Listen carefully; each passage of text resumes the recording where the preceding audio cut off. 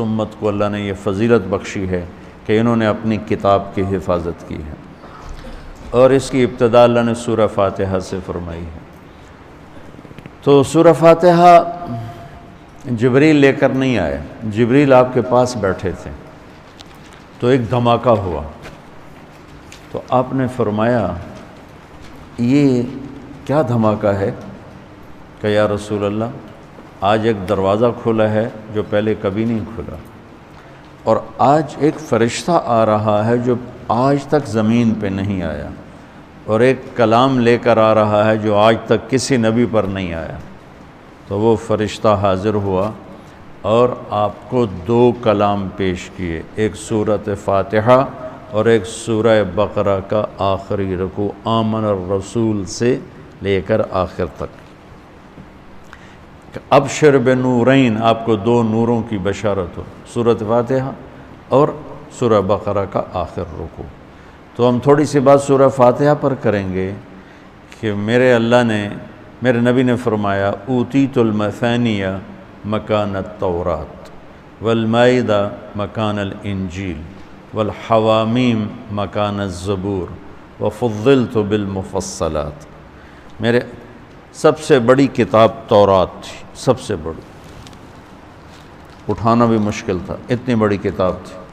میرے نبی نے کہا اللہ نے مجھے تورات کے بدلے میں سورہ فاتحہ دی تھی، 7 آیات سورہ فاتحہ دی تھی۔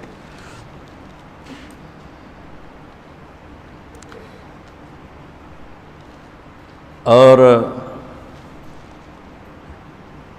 انجیل کے بدلے مجھے اللہ تعالیٰ نے سورہ مائدہ دے دی، انجیل سورہ مائدہ۔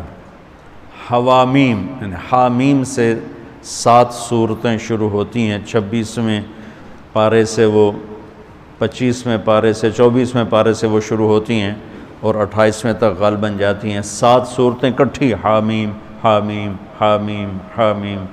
تو زبور کے بدلے اللہ نے مجھے حامیم عطا فرمائی، اور باقی قرآن کے ذریعے سے مجھے عزت اور فضیلت عطا فرمائی۔ سورہ فاتحہ امام راضی رحمۃ اللہ علیہ ایک دفعہ اپنے خطبہ میں فرمانے لگے کہ اس سے 10,000 مسائل نکلتے ہیں، تو بعض لوگوں نے ان کا مذاق اڑایا۔ وہ مذاق اڑانا تفسیر رازی کا سبب بنا، تفسیر کبیر کا، کہ فرمایا کہ جب انہوں نے میرا مذاق اڑایا تو میں نے اللہ کا نام لے کر قلم اٹھایا اور میں نے لکھنا شروع کیا۔ پہلی جلد سورہ فاتحہ پر ہے اور 10,000 مسائل اس بندے نے نکال کے پیش کیے ہیں امت کو۔ کبھی موقع ملے تو آپ پڑھ لینا۔ اور حضرت علی کا فرمان ہے امام المتقین، اگر میں سورہ فاتحہ کی تفسیر کروں، سورۃ فاتحہ کی تفسیر لکھواؤں تو 70 اونٹوں پہ لادی جائے گی، 70 اونٹوں پہ۔ اور یہ خالی دعویٰ نہیں تھا، ایک حدیث اور سنو۔ ایک دفعہ عشاء کی نماز پڑھا کے تشریف فرما ہوئے اور فرمایا آؤ آج میں تمہیں سورہ فاتحہ کی تفسیر سناؤں۔ تو شروع کرتے ہیں بسم اللہ سے، اور بسم اللہ کی با سے شروع کرتے ہیں۔ عربی میں تو حروف کا بھی مطلب ہوتا ہے نا، با کا مطلب بیان کرنا شروع کیا اور فجر کی اذان ہو گئی، بات چل رہی تھی۔ سبحان اللہ۔ تم نے تو شاید وہ کتاب دیکھی نہیں، وہ شرح میت عامل الباء للالصاق مررت بزید، ہمیں تو بس اتنا ہی آتا ہے۔ یا حرف جر ہے، باؤ تاؤ کاف و لام و واؤ منز و مزخلا رب حاش من عدا حتی، کیا ہے حتی الہ، وہ جو نحمیر زبانی یاد کی تھی۔ تو سورۃ فاتحہ سارے آسمانی کلاموں کا، جتنے آسمان سے کلام اترے، کتابیں اتریں، اس کا خلاصہ ہے قرآن، اور قرآن کا خلاصہ ہے سورۃ فاتحہ، اور سورۃ فاتحہ کا خلاصہ ہے ایاک نعبد و ایاک نستعین۔ ایک اور طرح سارے آسمانی کلاموں کا سردار ہے قرآن، اور قرآن کا سردار ہے سورۃ بقرہ، اور سورۃ بقرہ کا سردار ہے آیت الکرسی، اللہ لا الہ الا ہو۔ تو آسمانی علوم کا خلاصہ قرآن، اور قرآن کا خلاصہ سورۃ فاتحہ، اور سورۃ فاتحہ کا خلاصہ ایاک نعبد و ایاک نستعین۔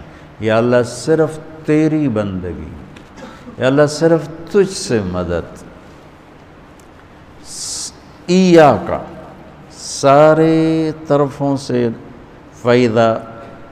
وَإِذَا سَأَلْتَ فَاسْأَلِ اللَّهِ وَإِذَا اسْتَعَنْتَ فَاسْتَعِنْ بِاللَّهِ ایاک، کہ یا اللہ صرف تیری بندگی، اور یا اللہ صرف تجھی سے مانگنا، تیرے آگے جھولی بھر، دنیا بھی اسی سے مانگنی ہے اور آخرت بھی اسی سے مانگنی ہے۔ اللہ نے ہمیں دنیا پہلے سکھائی، آخرت بعد میں سکھائی۔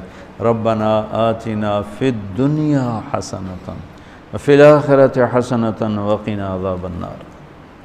تو سارے آسمانی کتابوں کا خلاصہ یہ ایک جملہ ہے، ایاک نعبد۔ اور بندگی صرف نماز نہیں، بلکہ پوری زندگی اللہ کی چاہت میں گم ہو جائے، ڈھل جائے، اور ہر ضرورت میں اللہ اس کی طرف ہاتھ اٹھے، مخلوق کی طرف ہاتھ۔ ایک ہوتا ہے ایک دوسرے کی مدد کے لیے، وہی اپنا ٹریکٹر دینا، یار میری جو ہمارے ہاں ہم نے اپنی مثال دینی، جب ایک دم زمین تیار کرنے کا وقت آتا ہے تو وہ 3 ٹریکٹر بھی کافی نہیں ہوتے، تو ہم کہتے ہیں جی ذرا اپنا ٹریکٹر بھیج دینا، ایک ہی دن میں ہماری زمین ساری تیار ہو جائے۔ یہ ایک دوسرے کی امداد باہمی ہے۔ مدد جہاں انسان بے بس ہے، صرف اللہ ہی کر سکتا ہے، ان چیزوں میں اللہ کے سامنے جھولی پھیلانا، اسی کو پکارنا، اسی کے آگے ہاتھ پھیلانا، اور اسی کے آگے سر جھکانا۔ حنین میں صحابہ جیسی ہستیوں نے کہا آج ہمیں کوئی نہیں ہرا سکتا، ہم بہت زیادہ ہیں۔ اللہ نے ایک حلے میں اڑا کے سب کو کہاں سے کہاں بھگا دی۔ لن نغلب من قلۃ، آج ہمیں کوئی نہیں ہرائے گا۔ تو پہلے حملے میں ہی قدم اکھڑے، اور صرف 88 آدمی اللہ کے نبی کے ساتھ رہ گئے، 12,000 بھاگ گئے۔ پھر یوم حنین اذ اعجبتکم کثرتکم فلم تغن عنکم شیئا۔ تو میرے عزیزو، سورۃ فاتحہ پورے قرآن کی چابی ہے، تمہید ہے۔ قرآن توحید بتاتا ہے، رسالت بتاتا ہے، آخرت بتاتا ہے۔ سورۃ فاتحہ میں توحید بھی ہے، رسالت بھی ہے، اور آخرت بھی ہے۔ الحمدللہ رب العالمین الرحمن الرحیم مالک یوم الدین۔ الرحمن الرحیم تک اللہ کی ذات صفات توحید ہے، مالک یوم الدین جزا سزا اور آخرت ہے، ایاک نعبد و ایاک نستعین یہ مقصد زندگی ہے، اہدنا الصراط المستقیم یہ طلب ہے زندگی کی، سب سے بڑی طلب ہدایت ہے، الصراط الذین انعمت علیہم یہ رسالت کہ جن پر تیرا انعام ہوا، اولئک مع الذین انعم اللہ علیہم من النبیین والصدیقین والشہداء والصالحین وحسن اولئک رفیقا۔ تو سورۃ فاتحہ کو مجھے کوئی یاد پڑتا ہے، ایک دفعہ میں نے کہیں پڑھا تھا کہ اللہ اپنی ذات کو اتنے خوبصورت انداز میں بیان کرتا ہے، الحمدللہ رب العالمین الرحمن الرحیم مالک یوم الدین۔ یہ تو غیب کے صیغے کے ساتھ بات ہو رہی، لیکن اللہ اپنی ذات کو اس قدر خوبصورت انداز میں بیان کرتا ہے کہ ان 4 لفظوں میں اللہ سامنے آ جاتا ہے، تو سننے والا اللہ کو سامنے دیکھ کر کہتا ہے ایاک نعبد، تیری ہی بندگی کرتے ہیں، و ایاک نستعین تجھ سے مانگتے ہیں، کیونکہ اللہ کو دینے کے لیے کہیں سے مانگنا نہیں پڑتا۔ ابراہیم علیہ السلام نے آگ میں جاتے ہوئے جبریل اور ہوا کے فرشتے کو کہہ دیا تھا اما الیک فلا و اما الی اللہ فنعم ایاک نعبد و ایاک نستعین۔ اللہ تعالیٰ نے اپنی ذات کو اس خوبصورت انداز میں پیش کیا کہ جیسے ہم اللہ کو دیکھ کر کہہ رہے ہیں ایاک نعبد و ایاک نستعین، اللہ صرف تیری بندگی کریں گے، یہ سر اور کہیں نہیں جھکے گا۔ اور یا اللہ صرف تجھ سے مانگیں گے اور کسی سے نہیں مانگیں گے۔ قرآن وہ میں نے پہلے ایک مثال سے بتا دیا، یہ استعانت بالغیر نہیں ہے، بھائی مجھے قرض چاہیے اب مجھے 1,00,000 روپیہ دے دیں، یہ اس میں نہیں آتا ہے۔ میرے نبی قرضہ اٹھاتے تھے، میرے نبی نے جنگ کے لیے تلوار اٹھائی، زرہ پہنی، اسباب کی دنیا ہے، اسباب کا اختیار کرنا اور چیز ہے، اور جن چیزوں میں اللہ کے سوا کوئی کرنے والا نہیں وہ لوگوں کے سامنے ہاتھ پھیلا دینا۔ استعانت صرف اللہ سے۔ اگر آپ نماز کی عادت ڈال لو نا، آپ پڑھتے ہو لیکن ہر حاجت میں مصلی پہ آ جاؤ، پھر آپ کو ایاک نستعین کا مزہ آئے گا۔ اپنی حاجت نماز کے ذریعے اللہ کے سامنے رکھو۔ ایک بدو طواف کر رہا تھا، یا اللہ تجھے پتہ ہے نا میں بھی بھوکا ہوں اور میری اونٹنی بھی بھوکی ہے، اور مجھے کھانے کو میرے بچے بھی بھوکے اور میں بھی بھوکا۔ ایک آدمی ساز سن رہا تھا تو اس نے جلدی سے اپنے تھیلی نکالی درہموں کی، کہ میرے بھائی قبول فرما، کا پیچھے ہٹ۔ تو اس سے لینا ہوتا تو اس کے گھر میں آتا، جس کے گھر آیا ہوں اسی سے لینا، چل چل مجھے نہیں چاہیے۔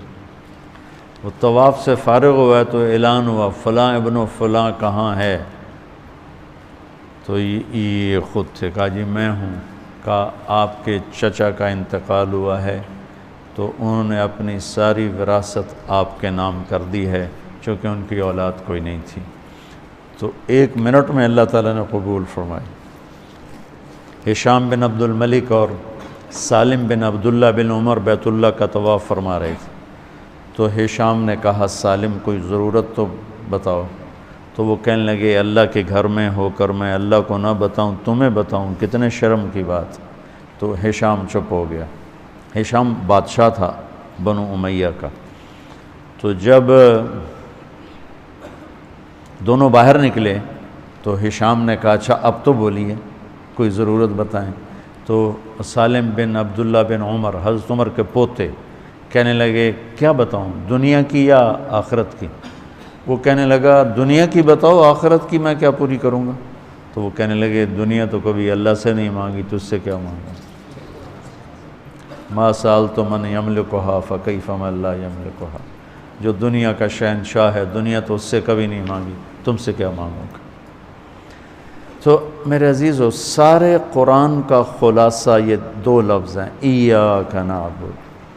امت اللہ کے سامنے سر جھکا دے، ہر حرام چھوڑ دے، ہر حلال پہ آ جائے۔ بندگی صرف نماز نہیں ہے، بازار کی بندگی کیا ہے؟ سچائی، ناپ تول کا پورا ہونا، وعدے کا وفا کرنا، کھوٹ ملاوٹ سے بچنا، یہ بازار کی عبادت ہے۔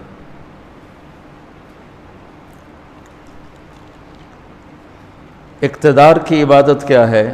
ظلم سے بچنا، اپنی طاقت سے کسی پہ ظلم نہ کرنا، انصاف کو ہاتھ سے نہ جانے دینا۔ وکالت کی، عدالت کی عبادت کیا ہے؟ ظالم کا ساتھ نہ دینا۔ سیاست کی عدالت کی عبادت کیا ہے؟ دنیاوی مفاد نہ اٹھانا، بلکہ قومی مفاد کے لیے اپنے آپ کو پیش کرنا۔ گھر کی بندگی کیا ہے؟ ماں باپ ہیں تو ان کی آنکھوں کی ٹھنڈک بننا، بیوی ہے تو اس کے دامن کو خوشیوں سے بھرنا، اولاد ہے تو ان کو ایسی محبت دینا جیسے میرے نبی حسنین کو دے کر گئے تھے۔ یہ اس طرح عبادت پھیلی ہوئی ہے۔ بہن بھائی ہیں تو ان کے ساتھ شیر و شکر ہو کے رہنا، ان کی کمیاں زیادتیوں سے درگزر کرنا، یہ ایاک نعبد ہے۔ صرف نماز کے اندر نہیں ہے ایاک نعبد، بلکہ پوری زندگی ایاک نعبد ہے۔ تو میں کہا کرتا ہوں سچائی، دیانتداری اور انصاف، یہ 3 چیزیں اگر آپ کے اور میرے اندر ہیں تو ہماری پوری زندگی عبادت بن جائے گی، پوری زندگی بندگی بن جائے گی۔ وَإِيَّاكَ نَسْتَعِينُ، جب اس کے سامنے سر جھکاؤ گے پھر ہاتھ اٹھاؤ گے تو مزہ بھی آئے گا، مانگنے کا بھی، اس کے دینے کا بھی۔ اس کو کون سا کہیں سے لینا پڑتا ہے؟ جو وہ نباتہ بن یزید نخی رحمۃ اللہ علیہ تابعین میں سے ہیں، اللہ کے راستے میں جا رہے تھے، گدھا مر گیا تو نیچے اتر کے 2 نفل پڑھ کے کہنے لگے یا اللہ تو بے نیاز ہے، تجھے تو کسی چیز کی ضرورت نہیں اور میں تو مسافر ہوں، مجھے اس کی ضرورت ہے، اسے زندہ کر۔ اور ایک چھڑی ماری، قم بِإِذْنِ اللہ، گدھا اچھل کے کھڑا ہو گیا۔ اور امام شعبی، شافعی نہیں شعبی فرماتے ہیں کہ میں نے اس گدھے کو دمشق کے بازار میں فروخت ہوتے دیکھا، اور وہ نباتا پہلے فوت ہوئے، کھوتا بعد وچ مریا۔ ایسی دعا قبول ہوئی۔